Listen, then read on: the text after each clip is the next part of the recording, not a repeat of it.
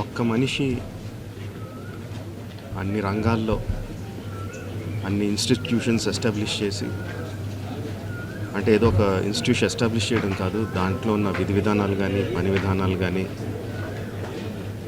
కొత్త ఇన్నోవేషన్స్ తీసుకొచ్చి ఏ రంగంలో అడుగుపెట్టినా దాన్ని శిఖరాలకు తీసుకెళ్ళింది ఒక్క వ్యక్తి అండి. ఆయన ఎంతోమందికి మార్గదర్శకంగా నిలిచారు, ఎంతోమందికి ఉపాధి కల్పించారు. అలాంటి వ్యక్తికి the way we can pay tribute to him is by conferring Bharat Ratna. ఆయనకి డెఫినెట్గా ఇవ్వాలి.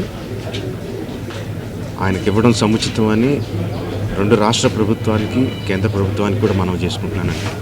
Thank you.